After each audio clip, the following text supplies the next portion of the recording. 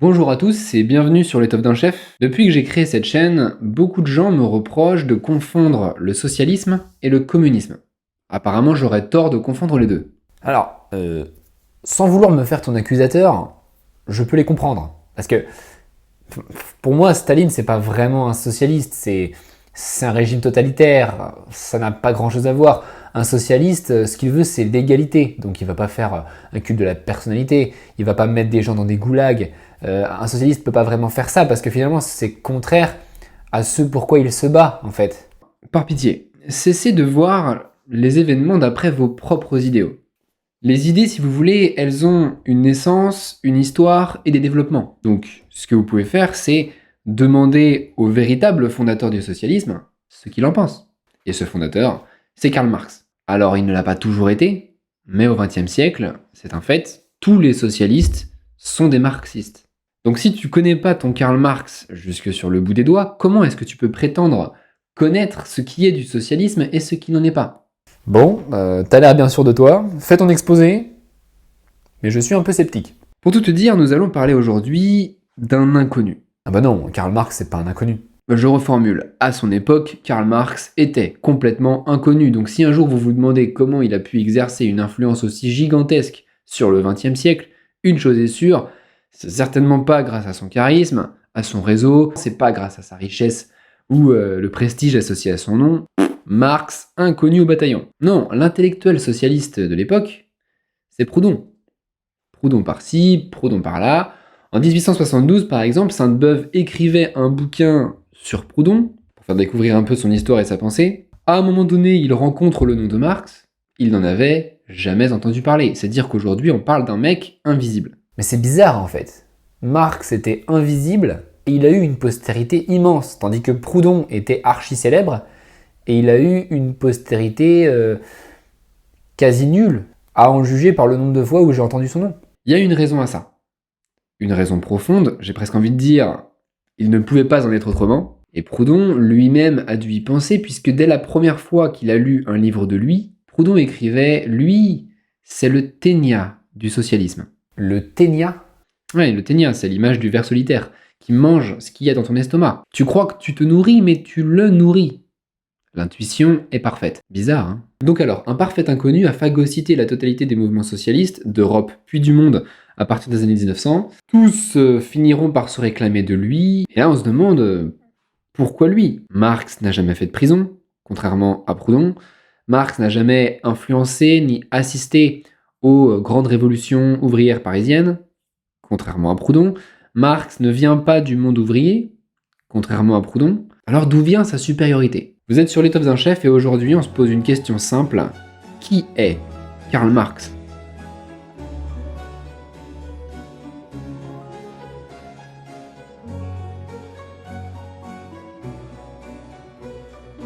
La première chose dont il faut être conscient, c'est que Marx est un athée. J'ai rien dit de drôle, Non mais tu dis ça d'entrée de jeu. mais c'est un athée, c'est vrai. Mais on s'en fiche de ses opinions religieuses. Il peut être chrétien, juif, bouddhiste, moi je m'en fiche. Ce que je veux savoir, c'est sa critique du monde contemporain et capitaliste, voilà. Ah mais je t'arrête tout de suite. Je suis outré. Et Marx aussi serait outré. Son athéisme est au commencement de tout. Il le dit lui-même. Toute critique commence par une critique de la religion. Donc son athéisme, il est radical. Dieu n'existe pas. Et donc, le monde se réduit à la matière, et à la matière seule. Il faut partir de là, c'est extrêmement important. Les athées qui sont fortement matérialistes comme ça, ils peuvent voir le monde en deux parties. D'un côté, l'infrastructure, et de l'autre, la superstructure. En bas, il y a l'infrastructure, c'est-à-dire le monde matériel, le seul monde réel en fait, le monde de la production industrielle, les lois économiques, l'ouvrier qui sue tous les matins pour gagner son pain. Voilà ce qui existe, ce qui influence le monde, voilà ce qui bouge et qui dirige l'histoire. C'est la seule chose qui compte vraiment dans le monde réel, selon Marx. Et après, au-dessus, il y a une superstructure, un peu branlante, qui suit le mouvement. Les religions, les philosophies, les opinions, les cultures, les modèles familiaux, les sciences, les lois, les médias, tout ça, ça ne bouge pas par lui-même. C'est uniquement quand l'infrastructure se modifie que ces choses-là bougent en fonction.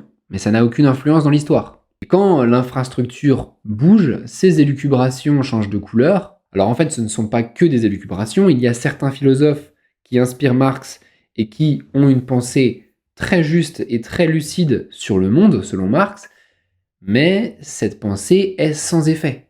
Elle n'est qu'une conséquence. C'est parce que l'Allemagne est particulièrement évoluée, particulièrement avancée sur la voie de l'industrie et du capitalisme, qu'elle a adopté des spéculations philosophiques très profondes et très justes, mais ces spéculations ne sont que des effets. Ils ne sont pas des causes de grands bouleversements. Donc les faits économiques priment sur tout, même sur la pensée, même sur la science. Sur tout, absolument tout. Et l'infrastructure du monde, à l'heure où Marx en parle, c'est quoi? En l'occurrence, c'est la lutte des classes. Et du coup, si c'est vrai, pourquoi est-ce que les religions existent? Et parce que les humains pensent, divaguent, ils regardent les cumulonimbus et oublient de regarder ce qui se passe à ses pieds, la religion finalement c'est le moyen par lequel les véritables lois du monde demeurent cachées sous un voile. Et qui a intérêt à ce qu'on ne soulève pas ce voile? Les capitalistes. Toute critique donc, chez Marx, commence par la critique de la religion. Et tu penses que c'est pour ça que les socialistes ont persécuté les chrétiens? Et effectivement, les socialistes ont toujours pensé cela, et c'est la raison de leur conflit éternel avec les religions, et toutes les persécutions massives contre les religions qu'on a pu voir au XXe siècle. Et c'est vrai que c'est parfaitement logique. Si les religions empêchent le prolétariat de prendre conscience de sa situation, c'est donc que ces religions sont criminelles.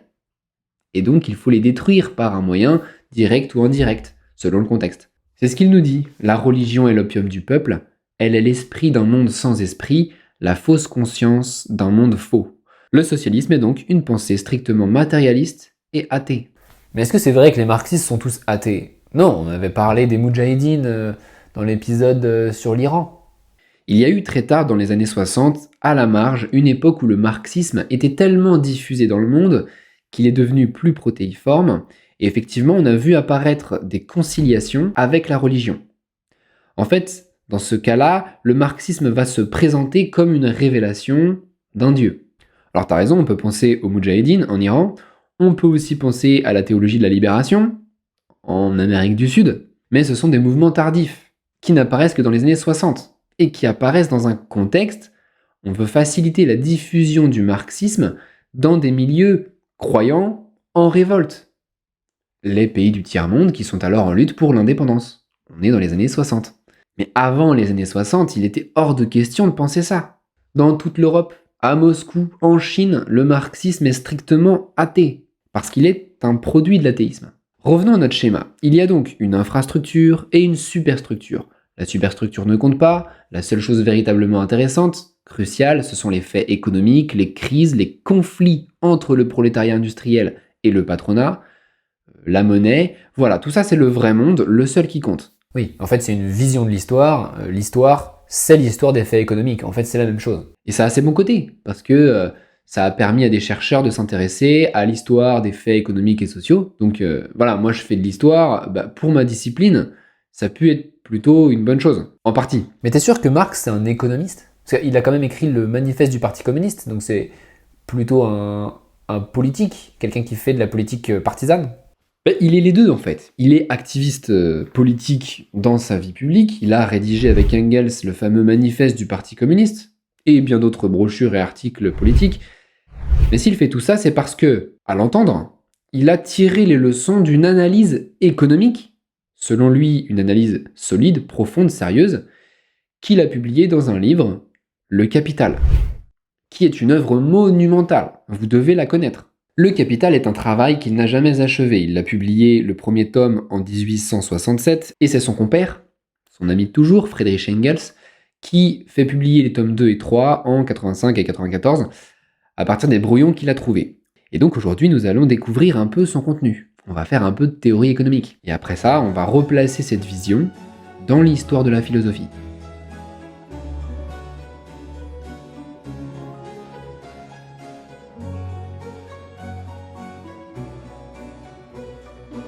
Alors maintenant, concentrez-vous. On va faire un peu de théorie économique, j'espère que ça va pas vous perdre. Nous allons commencer par le postulat essentiel du marxisme, qui est la théorie de la valeur. L'intuition fondamentale qui guide les vues économiques de Marx, c'est la valeur travail. Imaginons par exemple un lapin. Tu pars dans la forêt, tu chasses un lapin et tu le vends sur le marché. Tu en tires 30 sous. Comment ça se fait? Mais c'est la loi de l'offre et la demande. L'acheteur et le vendeur se sont mis d'accord sur 30 sous, voilà. Oui, ça c'est la façon dont on détermine le prix en théorie. Mais là je te parle pas du prix, je te parle de la valeur. Pourquoi l'acheteur et le vendeur se sont mis d'accord sur 30 sous et pas sur le double ou sur le triple? Il faut bien que l'acheteur et le vendeur aient chacun de leur côté une certaine conception commune de la valeur avant même de commencer la détermination du prix. C'est vrai ça, si tu achètes une Twingo sale à 20 000 euros, on va te dire elle les vaut pas. Elle ne les vaut pas. On utilise le verbe valoir. On est donc bien dans l'idée qu'il y a le prix, 20 000 euros, mais il y a sa valeur, qui est visiblement inférieure. D'où vient cette valeur intuitive que l'on associe à un objet? Ah oui. Mais peut-être que cette valeur, elle vient de l'utilité de la chose. Le lapin, il peut être mangé et donc il est utile. Donc son utilité lui confère une certaine valeur. Oui, mais ton hypothèse, elle est un peu bizarre, parce que, regarde, une bouteille d'eau, c'est hyper utile. En fait, c'est même indispensable à la vie. Et pourtant, ça coûte presque rien. Un diamant, par contre, c'est plutôt inutile. Et pourtant, ça coûte extrêmement cher. Donc ça marche pas trop. Oui, d'accord, mais une bouteille d'eau, elle est finie en un quart d'heure. Tandis que le diamant, lui, il va rester intact pendant toute la vie. Ok, ouais, bon, tu sais quoi, c'est une hypothèse. En fait, ce que tu proposes, c'est la théorie de la valeur-utilité. Elle est défendue en fait par énormément d'économistes, probablement la majorité. Donc elle est certainement défendable. Et c'est vrai qu'à cette époque-là, cette théorie n'avait pas du tout fait l'unanimité. En fait, on est à l'époque des économistes classiques. Les économistes connus à l'époque, c'est Adam Smith, David Ricardo, qui sont déjà morts, mais qui quand même font autorité. Et ces gens-là n'étaient pas d'accord avec toi. Ils pensaient que c'est le travail qui donne la valeur.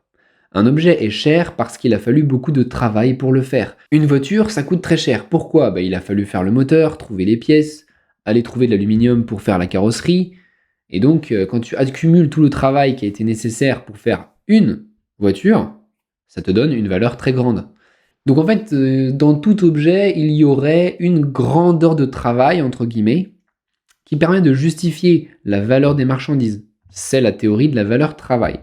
Mais ça, c'est ce que pense Marx. Oui, c'est ce que pense Marx, mais en fait, c'est ce que pensaient la plupart des économistes de l'époque. Smith, Ricardo, ceux qu'on appelle les économistes classiques. Donc Marx est un économiste classique, lui aussi. Non, mais il hérite de la théorie des classiques. Il en change les conclusions. Donc ok, pour lui, la valeur vient du travail. Ok, maintenant, allons un petit peu plus loin. Observons le prix de la marchandise. Est-ce vrai que ce prix va être utilisé pour récompenser ce travail? Ce serait le plus logique. L'entreprise récupère l'argent, il en donne une partie aux travailleurs, pour récompenser leur travail, toujours. Oui, c'est leur salaire. Voilà, c'est ce qu'on appelle le salaire. Mais une fois le salaire versé, il reste encore de l'argent. Il va servir, par exemple, pour payer la banque. C'est un intérêt.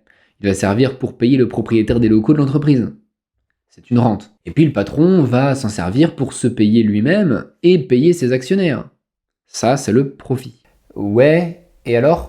Toutes ces choses, intérêt, rente, profit, à première vue, elles ne récompensent pas du travail. La rente provient de la terre, de la fertilité ou de l'utilité de la terre. Plus la terre est fertile ou utile, plus ta rente sera grande. Le rentier touche donc une rente qui n'est pas liée au travail. L'intérêt, il est théoriquement fonction du temps laissé à l'emprunteur pour conserver une certaine somme d'argent. Le banquier touche donc un intérêt qui n'est pas lié au travail. Le profit, il vient de la mise à disposition aux travailleurs d'un capital, par exemple des machines. Le capitaliste récupère donc un profit qui n'est pas lié au travail. Ah, donc les intérêts, les rentes et les profits ne sont pas versés aux travailleurs. Alors qu'elles le devraient. Voilà, en gros, le marxisme part de ça. C'est vrai ça. Putain, mais c'est des énormes voleurs en fait. Attends, n'allons pas trop vite. D'abord, il faut le prouver. Ben c'est bon, tu l'as prouvé là, ta démonstration elle est claire. Il reste quand même une hypothèse, c'est que Marx se trompe, que la valeur ne vient pas entièrement du travail, le postulat est faux. En fait, la terre, le capital, pourraient être réellement, en eux-mêmes, créateurs de valeur. Mais comment le prouver? Très honnêtement, je ne sais pas si c'est démontrable. Faudrait voir, je m'y connais pas assez pour le dire. Mais ce que je sais, c'est que Smith, Ricardo, Marx vont faire des calculs pour essayer de le démontrer. Ce sont des calculs théoriques. Ils conçoivent des cas totalement imaginaires dans lesquels ils donnent une unité de calcul pour cette fameuse grandeur de travail dont je parlais, et ils essayent de regarder si toute la valeur créée par une entreprise peut être ramenée intégralement sur de la grandeur de travail. C'est un exercice de maths, évidemment ça vous paraît peut-être obscur, dit comme ça, et de fait ils vont tous prendre un papier et essayer cet exercice mathématique et voir un peu où ça les mène. Mais pas pour les mêmes raisons. Non, en fait, ils pensent qu'il peut exister des calculs qui prouveraient la théorie de la valeur travail, mais c'est vrai qu'ils ne les accomplissent pas pour les mêmes raisons. Ricardo, en fait, il aimerait le démontrer parce qu'il est un esprit rationnel, il aime bien les théories simples et satisfaisantes, la théorie de la valeur travail semble en être une, et donc naïvement, il se prête au jeu. Marx, lui, c'est différent, il le fait parce qu'il veut montrer que toute l'infrastructure repose sur le prolétariat, repose sur du travail, en fait. Il y a donc une intention philosophique dans ce calcul. Et ils ont réussi à le démontrer ou pas, du coup? Les trois sont pas vraiment arrivés au même résultat. Smith pense que non. Les rentes, les intérêts et les profits ne se ramènent pas à de la grandeur de travail. Ils n'y sont pas assimilés. Ils s'ajoutent à la valeur dans la constitution du prix. Cela signifie que selon lui, ces choses faussent la détermination du prix comme fonction du travail. Ricardo, lui, se lance dans des calculs assez complexes. Ricardo imagine deux marchandises échangeables l'une contre l'autre, le daim et le castor. Dans son exemple, un daim s'échange contre 3 castors. On peut dire aussi que le prix d'un daim vaut 3 fois le prix d'un castor, parce que le daim a nécessité 3 fois plus de temps de travail que le castor. Il va donc dire que la valeur d'échange de daim en castor vaut 3. Puis, pour compliquer un peu l'histoire, il ajoute au calcul le paiement d'un loyer fixe sur la forêt où sont chassés les daims et les castors. Et il regarde après calcul si la valeur d'échange est toujours égale à 3. Il remarque que dans le cas des rentes, oui, la valeur d'échange n'a pas changé, sous réserve de certaines hypothèses non évidentes. Ensuite, il essaie de faire la même chose avec les profits. Il imagine que les chasseurs de daims et de castors travaillent chacun pour une entreprise soucieuse de faire du profit. Et que cette entreprise achète des pièges à une autre entreprise, elle aussi soucieuse de faire du profit. Pour tout le monde, il fixe un certain taux de profit. Et à la fin de ses calculs, il remarque que la valeur d'échange n'est plus égale à 3. Elle est devenue légèrement supérieure à 3. Ensuite, il a beau augmenter le taux de profit et le nombre d'entreprises intermédiaires, les résultats, toujours, ne valent pas 3, mais restent relativement proches de 3. Il en déduit que la valeur travail ne fonctionne pas pour les profits, mais que les résultats sont assez proches pour dire que la détermination des prix dans la société continue à être globalement déterminée par la valeur travail. Marx, enfin, décide de ne pas se préoccuper de cet écart et décrète que oui, c'est la situation dans tous les cas et la fixation des prix est toujours déterminée par la valeur travail. Il va ensuite poursuivre ses recherches et donner quelques éléments originaux et intéressants. Il remarque notamment que le capital est de 2 types. Il y a le capital variable, c'est-à-dire la force de travail des ouvriers de l'entreprise, qui sont rémunérés en salaire, et il y a aussi le capital constant, c'est-à-dire celui qui servira à l'achat de machines, de matières premières et de bâtiments, qui résulte d'un travail mort, c'est-à-dire du travail de personnes qui sont en amont de la chaîne, ceux qui ont fabriqué ces machines, ceux qui ont extrait les matières premières, ceux qui ont construit ces bâtiments. Ce travail mort, lui aussi, transmet de la valeur à la marchandise. Et cet élément est important, parce que ça veut dire que dans tous les cas, le capital peut être réduit philosophiquement à du travail.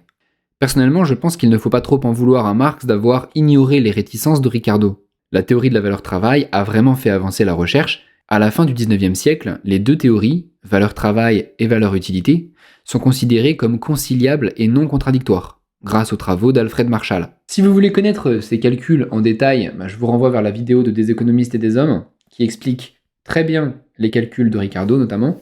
Alors je ne sais pas très bien dans quelle mesure il est pertinent de réfléchir comme ça à partir de cas imaginaires et mesurer une grandeur de travail qui manifestement est une grandeur inconnue dans la réalité. Par contre, une chose est sûre, et ça il faut vraiment en être conscient, c'est quelque chose de parlant. Parce que même si mathématiquement ces théories sont assez bof, par contre, d'un point de vue philosophique, on comprend très bien ce qu'elles veulent dire. Si tout n'est que valeur produite par le travail, comment ça se fait que le capitaliste a été rétribué? Comment ça se fait que le capitaliste en met plein les fouilles? C'est parce que visiblement, il prélève une part sur ce travail. Marx va l'appeler la plus-value. La plus-value, c'est vraiment une notion très importante dans le système marxiste, hein. Vous pouvez vous l'imaginer comme une quantité de travail ouvrier qui est à pure perte pour l'ouvrier. Par exemple, dans votre journée, vous avez travaillé 8 heures à l'usine, eh bien, il y en a 3 pendant laquelle tout ce que vous avez pu créer va aller dans la poche du patron et pas dans la vôtre. C'est du travail à perte pour vous. Elle est résumée sous ce mot de plus-value. Vous voyez, c'est une notion intéressante et en fait, on n'a même pas besoin de calcul pour lui donner un peu de la chair à cette théorie. Maintenant, si vous vous mettez du point de vue des capitalistes, vous allez réagir de façon différente. Vous allez vous dire, le travail crée de la valeur, oui, on n'ira pas jusqu'à le nier, mais le capital en crée aussi. Parce que si on n'avait pas accumulé cet argent, on n'aurait pas fait d'investissement, on n'aurait pas eu de machines, pas de bâtiments, pas de camions, pas de formation, pas de compétences nécessaires à la fabrication du produit. D'une certaine façon, pour le capitaliste, si, son capital a joué un rôle de création de valeur.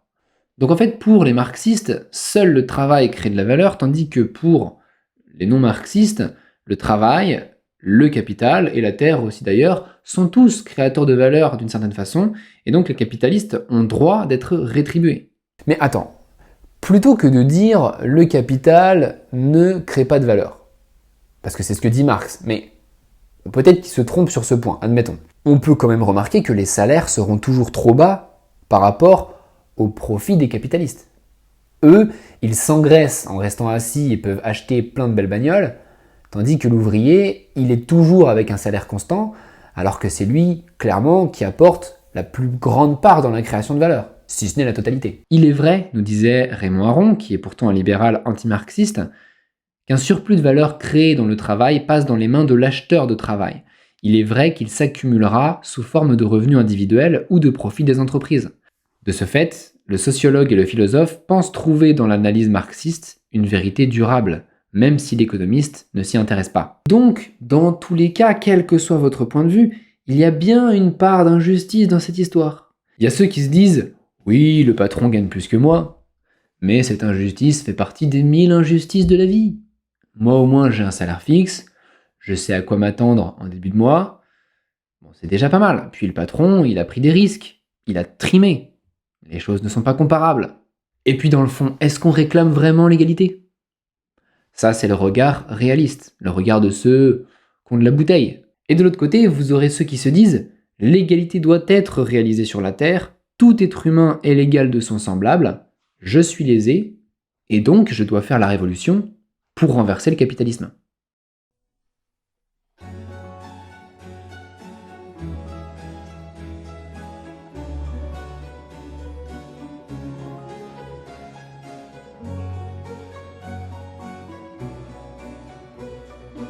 Bon, ok, on a compris, Marx est dans une logique scientifique, c'est pas lui qui parle, c'est la science, tous ceux qui le contredisent sont des aveugles ou des boiteux, il est athée matérialiste et donc il adopte ce ton imprécateur que les matérialistes ont souvent quand ils combattent les fausses croyances. Mais attendez, je pense à un truc. Une des critiques qu'on fait souvent aux économistes dits libéraux ou bourgeois, c'est le fait qu'ils réfléchissent d'après des modèles économiques sans rapport avec le monde réel. Je sais pas si vous regardez la chaîne Eureka par exemple, qui est une chaîne YouTube que j'aime énormément, cette idée elle revient très souvent. Et sans doute qu'elle est globalement vraie. Mais on précise rarement que sur ce chapitre, Marx, il est logé à la même enseigne en fait. Tout ce que je vous ai raconté là, vous savez, on est vraiment dans le monde de la théorie économique. Ni Ricardo ni Marx ne réfléchissent à partir de cas réels.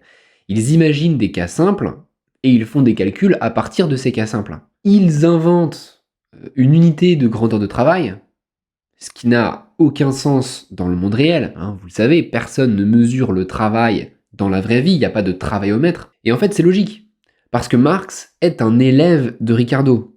Et j'ai envie de dire, Marx, lui, il est particulièrement fort de café, puisqu'il pose une théorie de base, la valeur travail, il part de là, très bien, et avec ça, il prédit au loin la disparition des capitalistes. Hop, ça va vite là.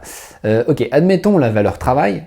Comment Marx peut en déduire que les capitalistes vont disparaître ? Alors comment est-ce qu'il s'y prend ? En fait, il va décrire 3 phénomènes, 3 processus qui, à mon avis, n'ont rien d'évident, mais que lui présente comme des vérités certaines et établies. Le premier processus, c'est la prolétarisation.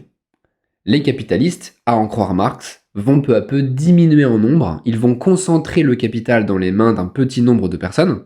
C'est une concentration qu'on obtiendrait à force de fusion-acquisition, par exemple. Et à l'inverse, les prolétaires, eux, vont augmenter en nombre. Encore et encore, ils vont même absorber toutes les autres classes.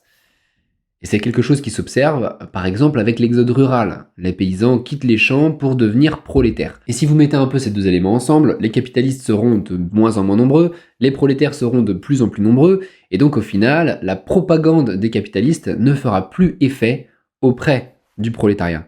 Et comment Marx le démontre?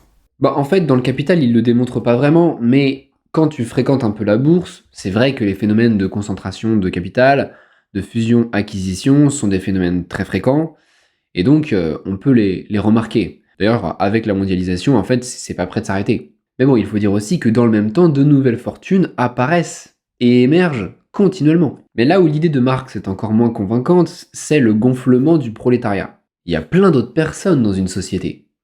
Il y a les coiffeurs, les fonctionnaires, les journalistes, les paysans, les petits commerçants, les boulangers, etc. Il a l'air de penser que tous ces gens finiront, d'une façon ou d'une autre, par se solidariser au mouvement prolétarien. Le prolétariat va absorber toutes les autres catégories sociales et devenir une classe à majorité écrasante. Et c'est sous l'effet du nombre que la bourgeoisie sera renversée. La loi du nombre. Voilà, la loi du nombre. Bon, si tu n'es pas convaincu par cette loi du nombre, ne t'inquiète pas, il y a un deuxième processus. Ce deuxième processus, c'est la paupérisation. La condition ouvrière se dégrade. Pourquoi? Marx nous dit, à force de remplacer les hommes par des machines, ça précarise le prolétariat. Oui, c'est la mécanisation qui crée le chômage technique. Voilà, en gros, ça c'est l'approche la moins subtile. En fait, et Marx le reconnaît bien, la technologie sur le long terme n'empêche pas le renouvellement des emplois. Il y a une forme de compensation. Donc Marx est un petit peu plus subtil que ça, il va dire, mais en fait à chaque fois que l'entreprise se mécanise, à chaque fois qu'une nouvelle machine arrive, elle crée des licenciements qui seront compensés plus tard. Mais après être compensés, une nouvelle machine arrive, de nouveau des licenciements, puis chômage technique, puis compensation. Dans son idée, en fait, on fragilise la sécurité de l'emploi. On crée une main-d'œuvre, tantôt employée, tantôt chômeuse, qui est prisonnière de sa condition, tout le temps dans l'attente d'être employée, et c'est ce qu'en langage marxiste on appelle l'armée de réserve du capitalisme. La paupérisation, c'est donc le fait pour les prolétaires d'entrer dans un rapport de force de moins en moins favorable avec les capitalistes, parce qu'ils craignent d'être licenciés, ou de n'être pas embauchés, et donc ils acceptent le pire, d'où la paupérisation. Bon, cette démonstration de Marx, elle est quand même pas forcément très convaincante non plus, hein. La mécanisation n'est pas un métronome accéléré, comme on nous le dit, c'est rarement aussi simple. Il peut exister des emplois stables, même dans un contexte de mécanisation. De plus, elle peut aussi améliorer parfois les conditions, raréfier les accidents. Bref, moi personnellement, j'ai un peu de mal quand on tire une loi générale, quand il y a tant de paramètres différents. Ça me paraît pas très convaincant. Et puis je sais pas vous, mais nous on est en 2024, je sais pas pour vous qui regardez cette vidéo, peut-être que vous la regardez dans le futur. On voit bien que l'histoire a plutôt démontré l'inverse. Les conditions de travail se sont clairement améliorées, en fait. Mais bon, Marx a l'air quand même de beaucoup tenir à cette idée. Plus les ouvriers tombent bas, plus ils vont prendre conscience de leur situation, plus ils vont devoir préparer une révolution. La paupérisation entraîne en fait la prise de conscience du prolétariat, et donc annonce la chute du capitalisme. Là, je trouve que t'es un peu injuste avec Marx. C'est justement parce que leurs conditions de travail ne cessaient de se dégrader que justement, ils ont fait des grèves afin de forcer l'État à améliorer leurs conditions. Et donc, en quelque sorte, à travers ces grèves et ces mouvements sociaux, ils ont fait une petite révolution, comme à l'époque du Front Populaire. On n'a qu'à dire que la réforme pour des bonnes retraites, pour un salaire décent, c'est ça en fait, la révolution. Malheureux, qu'as-tu dit? Retire immédiatement ça. Ce que tu viens de dire est une abomination aux yeux de Marx. Tu prétends qu'une petite suite de réformes d'amélioration des conditions de vie et de travail pourrait être la révolution. C'est ça, c'est ce que tu dis. En fait, le moment historique tant attendu par Marx du renversement de la classe bourgeoise, pour toi, ce serait cette petite suite de mesurettes négociées par le Front Populaire. Tu réduis la révolution au SMIC mensuel et à la semaine de 40 heures. mais tu veux le faire vomir. Ce dont tu parles, en fait, c'est du réformisme. Tu me fais penser à Proudhon ou aux catholiques sociaux. Tu discutes avec le capital. Tu lui demandes des concessions. Tu n'abolis pas le capitalisme, au contraire, tu le reconnais comme un interlocuteur. Et tu signes en bas d'un papier avec lui. Mais quelle horreur! Tu fais le contraire de la révolution. Tu la repousses, tu la rends de plus en plus improbable. Si tout le monde faisait comme toi, la classe bourgeoise régnera jusqu'à la fin des temps. Mais attends, faut savoir ce qu'il veut. Il est pour les ouvriers ou contre les ouvriers?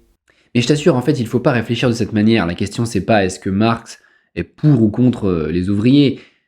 Marx prophétise une révolution.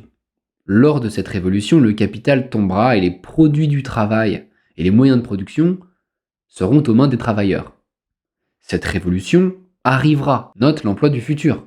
Parce que la condition ouvrière sera tellement bas, prolétarisation, paupérisation, qu'elle devra combattre ou mourir. Et puis si les ouvriers souffrent, eh bien c'est très bien. Parce que je vais te dire, plus ils souffrent, plus ils gagneront leur conscience de classe et plus la révolution sera probable. Mais ça, c'est une caricature du marxisme. Nous sommes certainement les derniers à vouloir la domination de la bourgeoisie, mais nous disons aux ouvriers et aux petits bourgeois, plutôt que de revenir à une forme sociale périmée qui, sous prétexte de sauver vos classes, replongera la nation tout entière dans la barbarie moyenâgeuse, il vaut mieux souffrir dans la société bourgeoise moderne, dont l'industrie crée les moyens matériels nécessaires à la fondation d'une société nouvelle qui vous libérera tous. Non, ce que je te dis là, c'est pas une caricature du marxisme. C'est le marxisme lui-même, au sens pur. Marx est sans équivoque sur cette question. Souffrance, souffrance encore plus, et bam, délivrance. En une fois. Oui, mais les ouvriers qui se cassent le dos, on peut bien... Eh bien, eux, ils mourront si nécessaire, mais ils mourront en ayant préparé une aube nouvelle. Il faut qu'on s'empare de l'État. On n'y arrivera pas en discutant avec notre ennemi autour d'une infusion de camomille.